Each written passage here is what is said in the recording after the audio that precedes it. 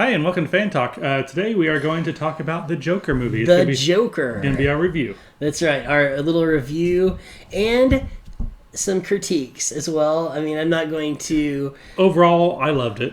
It was a great movie. I loved it as well. But yeah, there's some things I'd like to talk about. Yeah, like we'll with these reviews, I'm not a critic. I'm not a professional critic.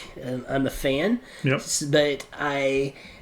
movie fan and comic book fan. Yeah. So. Yeah, and so I'm a video game fan. Yeah. But I mean, pop culture fan in general. Yeah.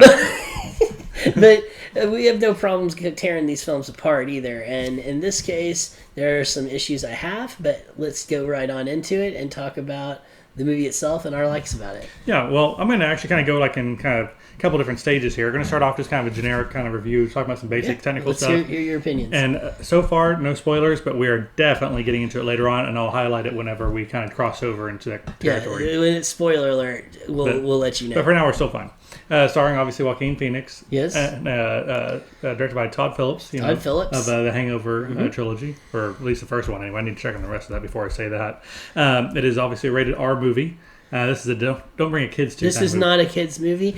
The aunt-in-law took her son to see this film, and I was shocked because this is definitely not a film for children. No, this is very rough and gritty and violent film. Violent film, and it could set like in a child that might not have a full grasp of reality. I mean, they could find themselves identifying with a character you definitely don't want them identifying with. If they can't identify or be able to pick out the reasons why he's doing this and the psychological issues he's got, then they're probably too young for it. Yeah. Technically, cinematography, fantastic. Amazing. I mean, this looked like it even intended to be like an homage to Taxi Driver and comedy. It had a lot of grit, and yet the colors were vibrant and bright, but also toned down. It felt like it was made in the late 70s, early 80s New York. And the score was fantastic. Correct. The music in it, and up to the end where they actually, for the first time, when there's like an actual real song, like in the movie, where the couple of times it's in there,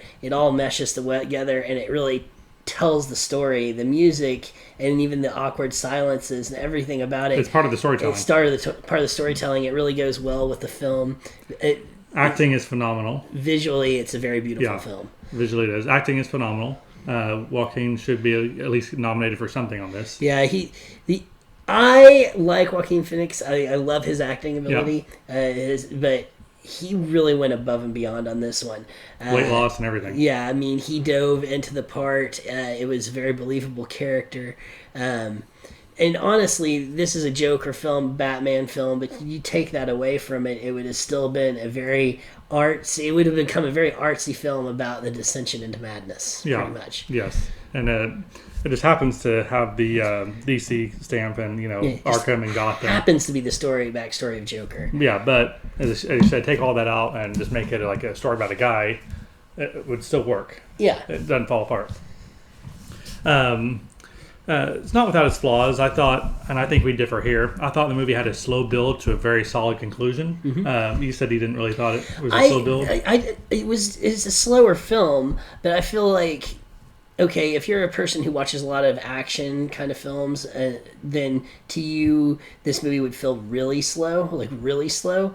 To me, it didn't feel as slow as I feel like it did to you, because I watched it a day after you, and so I went in like, and that might have been part of it. I went in like expecting like, just really drawn out. True. But it didn't feel that way to me. Actually, I felt like most of it was very necessary in the fact of how deep we're diving into this person's character and basically deconstructing a human into something that's not really human anymore. And I felt like it's a slow build. You aren't going to get the Joker in this whole movie. You have basically a character at the end, but I feel like the movie wasn't really incredibly slow. I mean, for a drama, if you watch dramas, and then this is not gonna, you're not gonna be checking your watch. I guess what got to me, I felt like there's a couple times where I felt like we repeated the same, motions, like him sitting around or whatever. It felt like didn't we kind of do this already? I felt like I know it's part of the storyline, but I felt like some of that could have been streamlined just a tad. Like I'm not talking like cutting off half an hour of the movie or anything. I'm talking like 20, 30 seconds here on a couple of different scenes. But as I said, it's not even a big criticism. I just felt like I retread some of the same ground in some of those shots. And I can see how some people would think that. For me, from an artistic storytelling side of it, I felt like it made sense. Like some of the scenes where he's laughing and things like that, and he's really breaking down. Like there's the scene with the child on the bus, and then there's another scene where he's in the train, and like you could almost have cut that scene. Like somebody will say you cut that scene out in the bus, but that whole part kind of explains. It could have been shortened a little bit. It kind of shows more of like him explaining where he's coming from, and on the bus. The bus scene I think was needed, but it could have shaved a bit off here and there. Anyway, as I said, not big. But some of that length though too was to make you uncomfortable. True, because it wants to make you uncomfortable because that's the point. It's to make you feel kind bad of for feeling sorry for him. Yeah, which worked for some people, but not others. Yes. All right, we're going to slip into a bit more spoilers here. Obviously, the word protagonist, does that really apply in this sense? And this is where you and me differ a little bit. And this is always going to be a frame of mind. Like, I honestly almost feel nervous about talking about some of this because how somebody might look at me now. But I feel like the character was sympathetic. More sympathetic than you should feel for this kind of a character. Right. Which was one of my original If this was real critiques. life, it's a different story. But yes, movie. From a movie standpoint, yes, the character, what he did was wrong. And horribly wrong, right? But for me, the way I look at things, anyways, for me as a person, the track from A to B, I'm like, okay, I get that.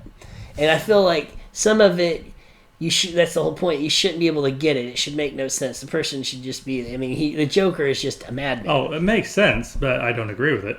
Yeah. But I mean, okay, spoilers. Yeah, we're full on spoiler mode. Okay, because, for instance, for me, like you were talking about on the bus scene where he chases the last guy down. No, the train, train guy scene. He chases the third guy down and kills him. You could argue the first two was self-defense. Yeah. But the last guy, that was premeditated murder. To me, that's a gray area because I'm like, the guy was still a part of the whole thing. He was a bad guy. He'd gotten away, though.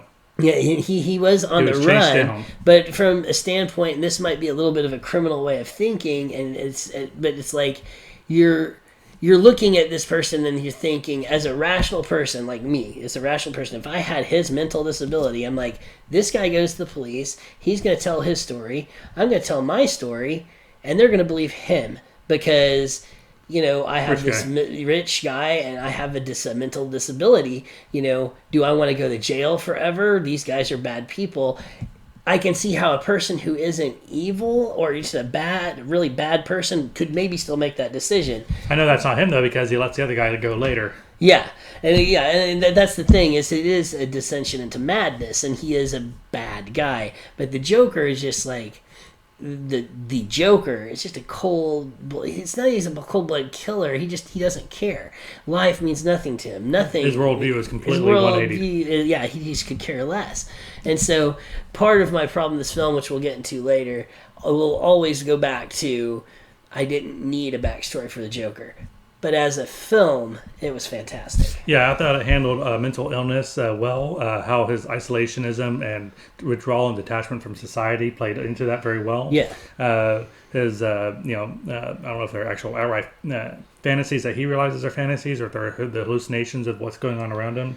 But that played into it well. I had a thought at first, which I turned out to be completely wrong, and I haven't seen anybody else that thought the same way. But I thought that the girl down the hall, whenever he was imagining that he was with her, I was like, okay, is it either, while I was watching, I was like, it's either a hallucination, or is this like meant to be like kind of like a girl that's going to be like dragging him and like, egging him on, and like even encouraging the behavior. Like it's like if they're going to try and like switch this in some kind of Harley Quinn thing, which doesn't make sense because it's a completely different backstory, and obviously finally they've made a hallucination. Yeah. But while I seen that, I was like, that relationship doesn't make any sense. Yeah. And although for me, I realized immediately that's something that I caught on to. Like, immediately as soon as he opened the door, I'm like, No, he's I was hallucinating. overthinking it. I know it wasn't meant to be I knew normal. he was hallucinating though because it set that up already with the scene where he thinks that he's on the show. Yeah. And he's all like, "Oh yeah," and he gives him the hug, and you're like, "Oh man, this guy is losing it, right?" Yeah. He's really out there. So I kind of saw through that whole thing, but again, it was a really good part of the storytelling of kind of how his mind was working.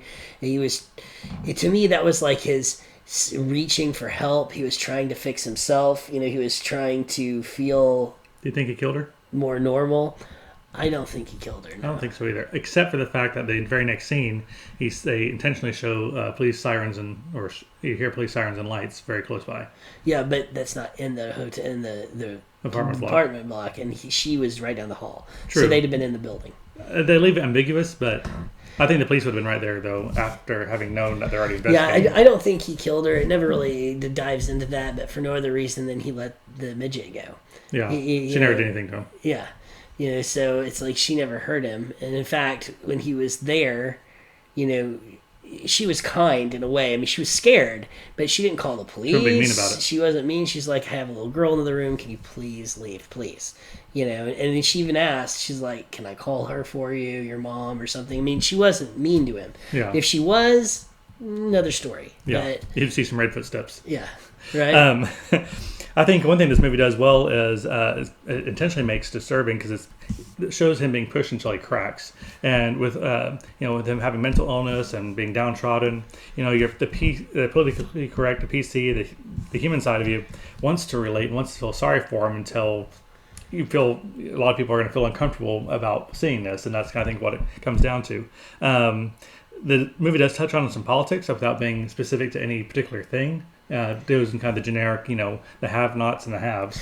Yeah, well, it touches base on the typical have and have-nots, which, I mean, is a part of society. And that's always been around, always will be around. In my opinion, I think it's kind of interesting when you dive into that dynamic in the story and in societies. Societies that have and have-nots, it has to stay within a certain boundary because once it gets too high, that's when societies end, when civilizations end. Or when there's riots and... Yeah. And so it kind of really touches on the have and have-nots, and it's the rich's fault and the poor uprising against them, which it was kind of a perfect storm. And it's also a timeless story of that too. Yeah, and it's a character in a way in this film. Yeah. It's a piece of the puzzle of why he is kind of in the position he is and descending in the way he is. Because the one thing I liked about this film and I thought was interesting was there was literally I can think of 5 points where it could have been stopped, where he could have not become the Joker. The pieces of the puzzle were there, and it kind of showed how like a collapse of society and how that breakdown of things. The dominoes that fall, how somebody who could slip through the cracks and become this monster. Yeah, his therapist loses funding, so he loses medicine. His mom has a stroke. I mean, there's all these different things that just keep taking... Well, actually, what I was going to say is this movie kind of reminded me of the premise of the song "Another Brick in the Wall" by Pink Floyd. Yeah. The guy builds a brick wall around himself to close himself off from society. This movie shows each of those little steps that could just cause that just final break and that transition to the Joker. I like that analogy. I'd almost see it in a different way. I'd almost see like the bricks were already built, and they were slowly being pulled away one at a time. And as those bricks were being pulled away, they were constraints. As they're pulled away, just kind of inverse. Yeah, he just explodes into society, but in a violent manner. Yeah, the violence in this movie, there's no gloss or sheen to it. It's not made to look good. No, it's not like meant to be like, oh, that looks like fun. No, this is like, bang, there it is. Yeah, it is in your face and violent and real. Like the scene with the scissors. I mean, that's very like. It's in your face. It's real when you're seeing it happen. Like in some movies, like especially Batman movies, like you say, for instance, The Dark Knight. If the Joker blows something up, there's that little bit of Hollywood drama to it. Sheen to it. Yeah, that dramatization of like it's a movie, it's not real, and so it's meant to look cool. Yeah, and so you're almost like, oh, you aren't thinking about like. it doesn't suck that emotion out of you. It doesn't have that like documentary style real world information. Where the scenes in this, I can most closely relate them to watching Seven. Yeah. Remember when you saw that last scene in Seven, if you watched that in theaters, which I did, and you're walking out of the theater and you just have goosebumps, you're just like, oh my God. It's like, and you didn't even show it. It was just what went in your head. This, it actually, though, it shows that violence in such a real way that it really impacts you. Yeah. Yeah, definitely. So he really is only, he kind of obviously grows into the Joker. It's really on the Joker the last, 10 minutes or so. I'd say 15. About 15. Well, it depends on when you describe it. We talked about it. Like, if he's on top of the car, that's like when he does the smile. Definitely from that point. That's like last 3-4 minutes. 4 minutes, yeah. But it really is kind of, I think, from after the scissor scene, from that point on, because he's getting ready, he goes to the show. Yeah, I would say actually you could say the beginning of that character's development, where he starts to embody that character, would be after he smothers his mother. Yeah, and then the very next scene, he's in the room painting his face. And something I found interesting about it is in the early parts of the film when he's painting his face, it's very shaky. It's not fully coated. It's not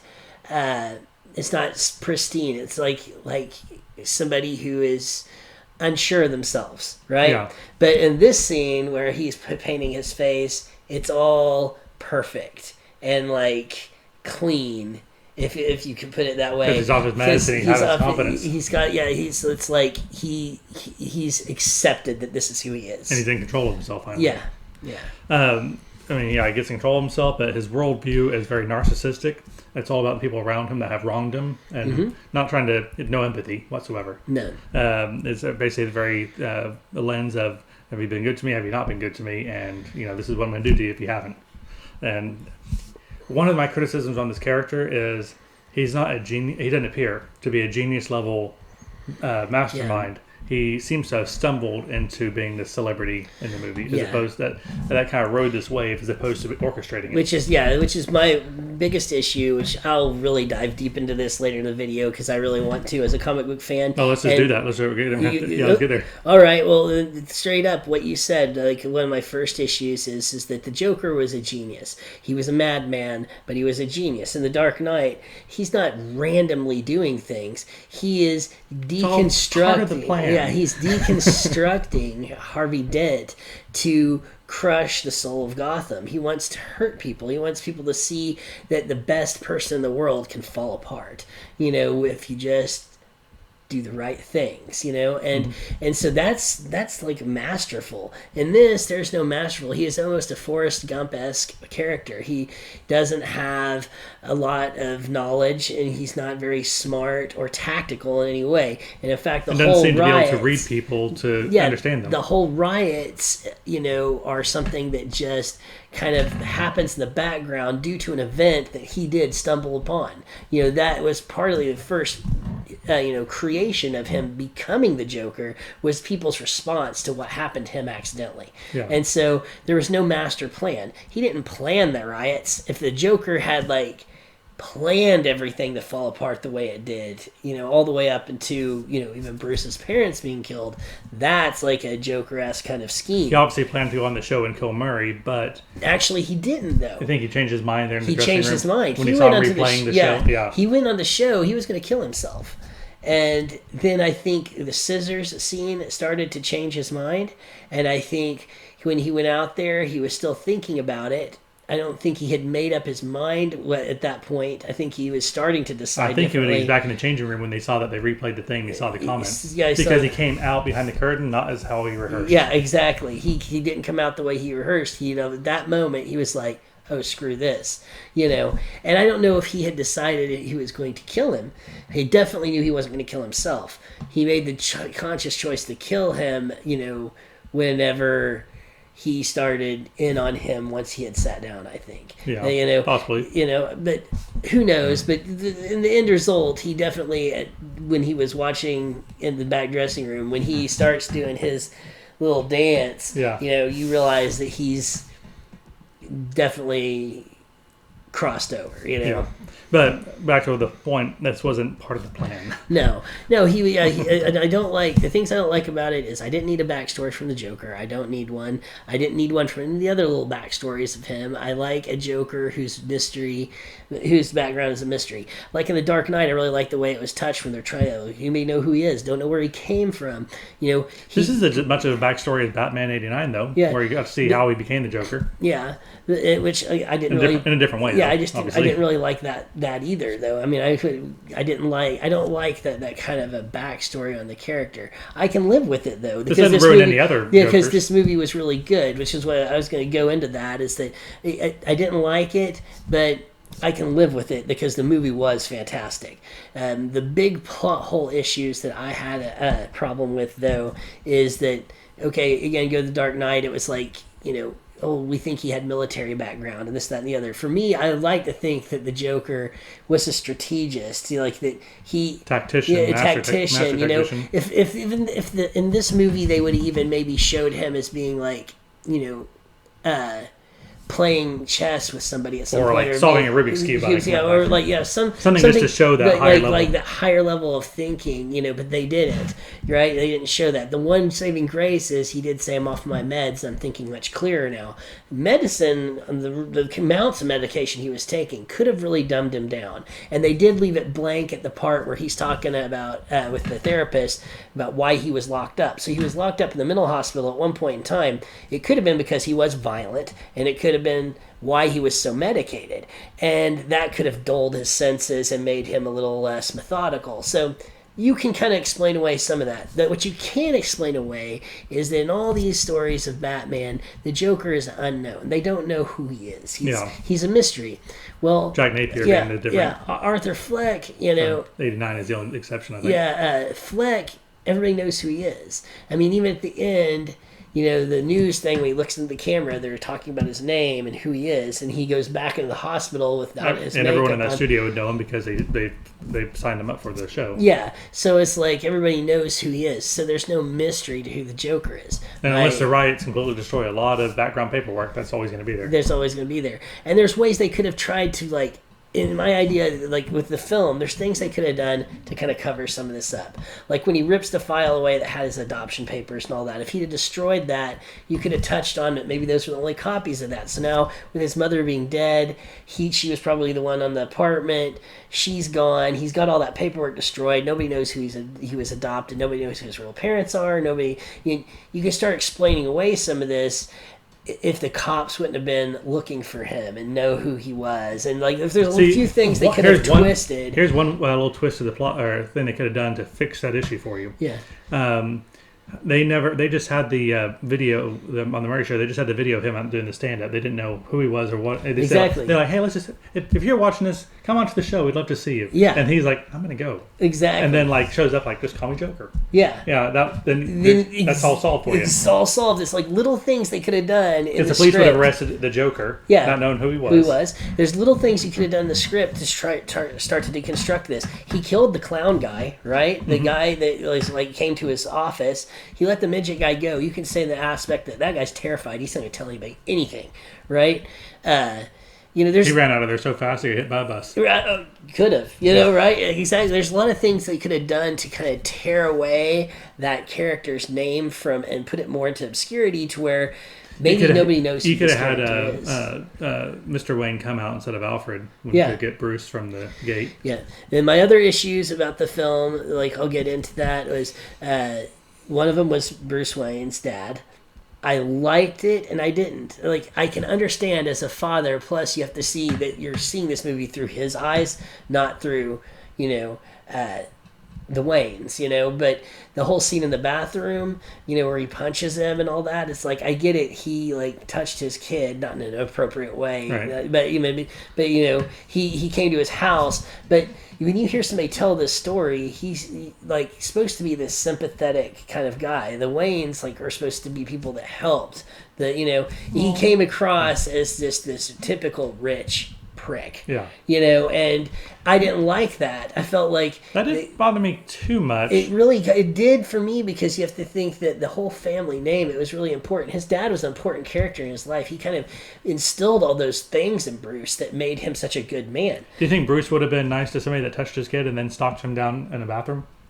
I think. I mean, anybody's going to be pretty tough at that point. I mean, and that's what I'm saying. There's like, I try and like think of it from that prospect, but I also realize that this guy confronts him in the bathroom and tells him who he is, and he's like, "Oh yeah, I knew your mother." He should have known. You see this guy, you see that he's obviously disturbed. He has some problems. There should be a part of you as a decent person that's like, your mother lied to you. She told you things that weren't get true. You some help, yeah, it's like, I'm not your father, but hey, let me try and get you some help. Because he's telling him, I don't want your money, I don't want anything. I mean, maybe a hug, For me, I would feel bad for this person, and I definitely wouldn't just cold cock them and tell them how I'll kill them if they come around again. It's like, they made him very unlikable. And you could have made him stern and upset, or you could have made the Joker a little more aggressive at that point to put him into that place. But there was a lot of stuff that was done that I think could have been made the Joker again a little less sympathetic. There's a lot of parts where you feel bad for him, and I think that's good at the beginning of the movie. But that needs to happen less and less. It needs to happen less and less to absolute zero at the end. You shouldn't care about this person. You should not want them to get away with it. Other than for movie purposes. Yeah. And I wanted to ask your opinion on what if you felt it was necessary that they put Bruce in. And before you answer, I kind of wanted to say, one, obviously they did it for fan service. Yeah. Two, and also, awesome. I guess they felt the audience needed to see his parents getting killed in an alley again. But three, my biggest problem with that was, otherwise it would have been okay. My biggest problem is it establishes a basic age difference between Joker and Batman. Yeah, that was one of my big problems. Which means that when Bruce grows up, becomes Batman, even if he becomes Batman at a pretty young age, there's still going to be a massive age, and that takes Joker out from being a physically any kind of match for the Batman. Yeah, I have an issue with that because, Joaquin Phoenix, I mean, he's obviously at least bare minimum in his 30s, And he's got some grays coming through, but it could be like a rough life, Yeah, but so, I mean, I'm just like, best case scenario, we're looking at like 32, right? But that's really pushing. Yeah, so I'm like, honestly, he looks like he's in his 40s, right? I was going to say close to 50s. Yeah, so you're saying 40 would be like, I still think being like nice, I'm not saying you look old, Joaquin. I'm just saying for the character's sake, you would like to think they were similar in age, maybe within like 10 or 15 years of each other. But up to 30 years age gap. Yeah, you're right. If Batman becomes Batman at 24 or 25 and then 25, 55 to the 60. Yeah, he's almost in his, he's 62 to 75 by the time him and Batman meet for the first time. It's not a lifelong it's not a lifelong, yeah. This town needs an intimate. No, it's exactly, that's one of the issues I had was the age gap and then established. If they still kind of had Bruce's dad in there but left Bruce out, well, I guess it doesn't fix that because, at a certain point, the dad dies, so the age thing is still in there. They could have actually just referenced to Wayne's and had like the Bruce Wayne's dad figure in the movie be another rich guy, maybe on the board of directors of the Wayne. They could have. Yeah, there's ways around it. Yeah. The thing is, that's the deal. Is having it actually be the Waynes was fan service, which is awesome, and I understand why they wanted to do it. I understand why they wanted to do it, but.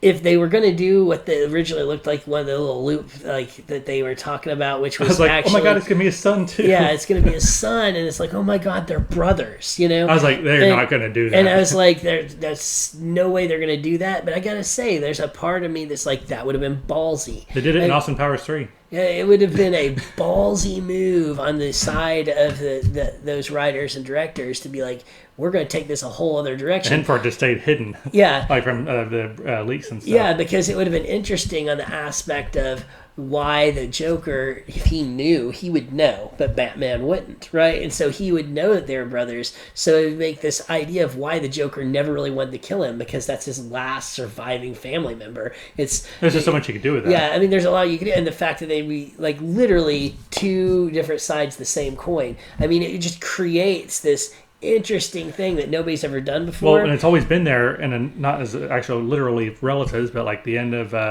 Dark Knight, the Heath Ledger's talking about like we're the same, you and I. Yeah. And then even, I know it's a parody, but even the Lego Batman movie, the Joker and Batman are kind of like have this yin yang thing. Yeah. To them. Yeah. It's like, I mean, now, and I know a lot of fans would be like, no, if they had done that, I'd been furious, and I understand why they would have. Because it's not in the books. Yeah, but on the other side of it, the ballsiness of it, I would have been like, you know what? Hats off to trying something different that hasn't been done before.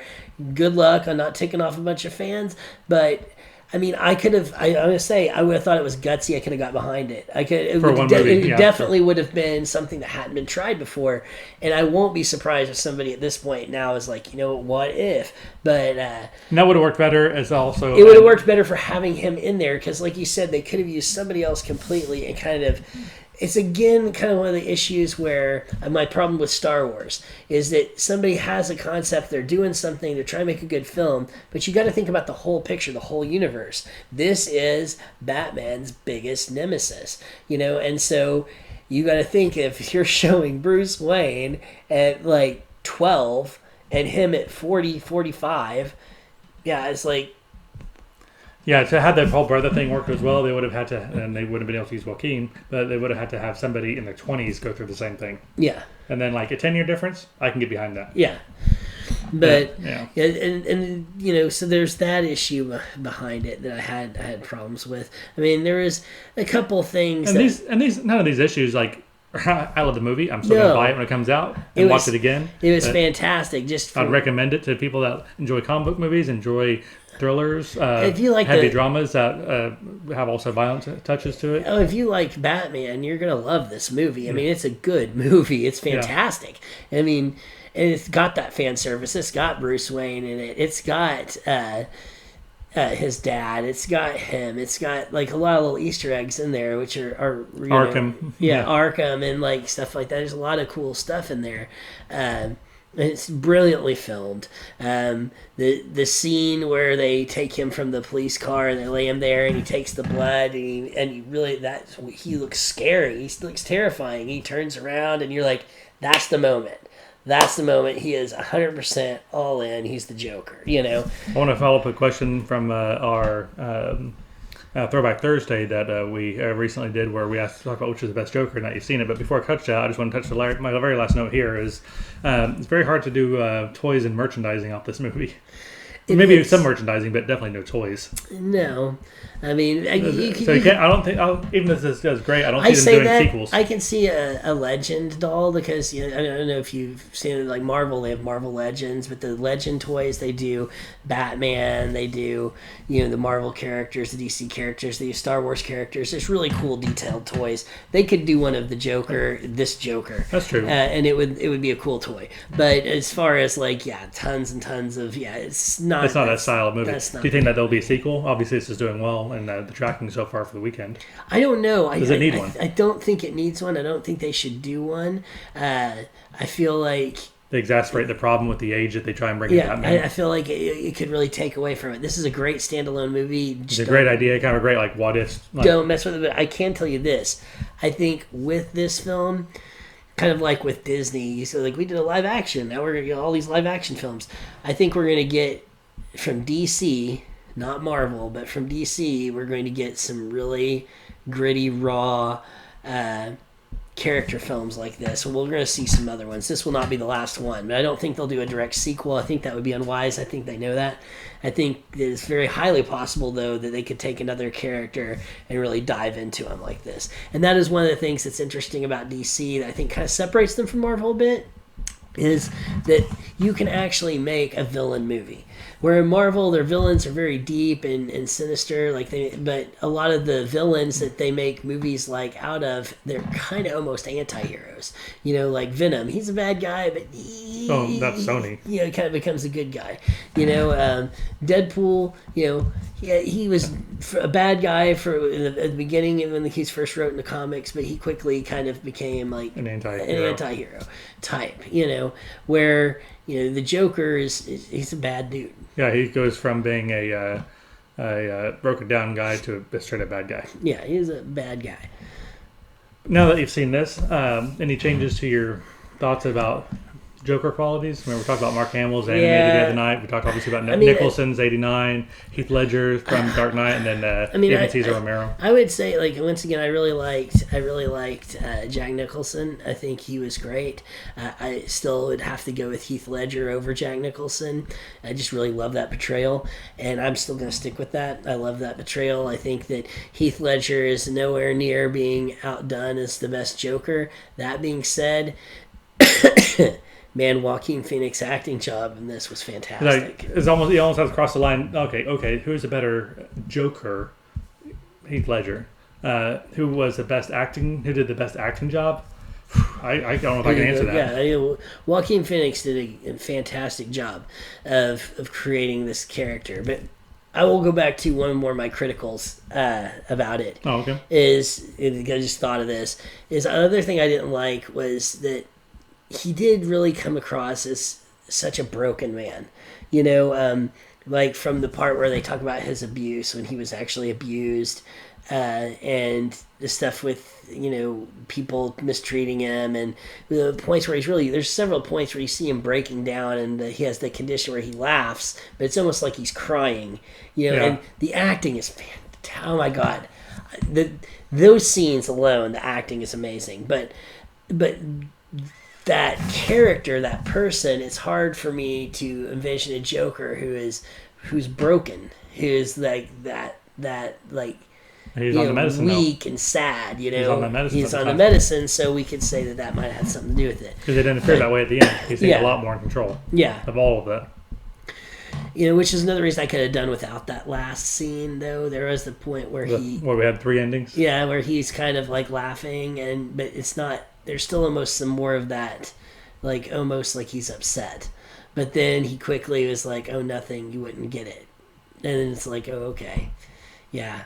That scene actually, I mean, it was really good. He walks out at the very end of the film, and you walk. Footsteps. Like it's a pure white. It's almost like black and white because it's such a pure white hallway. And you see those red footsteps. You're like, "Ooh." Yeah, that doctor's dead. Yeah. Need some new doctors. No, so overall in all, this is a movie you should go and see. Even if you don't like superhero movies, don't like Batman movies, this is a movie you're still going to want to catch because the acting is fantastic. It's just an overall good movie, taking everything out of it. Yeah. If you're a superhero fan, Batman fan, this is like you honestly, find little nitpicks like we have, but you're still gonna like it. You're still gonna like it. This is a definite go see film, and I'm glad I finally got to watch it because you got a lot of hype and it started dropping, and I knew the acting was gonna be good regardless. Mm-hmm. But overall, as a film, there's really, I mean. Yeah, you can find things to gripe about. I found things to gripe about. But, you have to start really looking for them because the movie is so good. You have to, really pull those fan things out. My problems with it were Batman fan issues. And again, with DC, it's a little tougher than at Marvel to get mad because even in the comic books it's inconsistent. DC starts things over, takes something that's not canon, now this part is, this part isn't. I mean, the Joker backstory has been redone, even in the comic books. So, I mean, even as a fan, it's hard to get upset. I mean, it was a really good movie. So, and I guess one thing I will throw out, I mean, we're talking about the age difference. Look at Batman 1989. I think they made out Jack Nicholson's character be, probably early 20s when he shot Wayne's parents? Yeah. So that creates, about 10-year-ish difference? Yeah. Which would probably be about right from Michael Keaton to Jack Nicholson. So that really wasn't an issue. Yeah. But also they really didn't get physical. No. Because there's no way Joker would win in a fight. I think this, muscle against Batman. Yeah, and I mean, the Joker isn't necessarily a physically prowess person. That's the thing, is he's a genius. He's smart. But that's the thing, one of the things back to to the background of this character, which I really liked about The Dark Knight, is a lot of talk about maybe he was ex-military, maybe he's this, maybe he's that. We just don't know. And he could have had that argument with that. Yeah, because the Joker, he's proficient with bombs and explosives and guns and all these things, and you can say that this character, maybe he learns that, and maybe he does. Maybe it's as he takes some Adderall and studies for the next 20 hours. I mean, who's to say he doesn't pick these skills up as he goes? But this guy was not a terrifying character because he was just a madman and brilliant. He was just scary because he was, a madman. Cuckoo. Yeah, he's cuckoo. So that's my real complaint on the character. But overall, as the movie, I can't say enough that it was a fantastic movie. I'll probably go watch it again, which is saying something for how slow and drawn out it is, but definitely worth your watch. Yeah. Well, if you have any other comments on the movie or want to hear any follow-up ideas from us on different plot points you liked or whatever about the movie, please remember to comment on the movie. And also, if you want to make some comments, I'd like to see your guys' comments on what you think about if they would have made the Joker and Batman actually brothers. What do you think? Do you think that would have been a good play, or do you think that would have been stupid? I'm just curious because as a fan, I would think there's a part of me that's like, I should be outraged that they would even think of that. And then I really started thinking about it. I'm like, I'm in. I could have actually got behind that. What do you think? Leave your comments below. Don't forget to like and subscribe. And thanks for watching. Thanks for watching.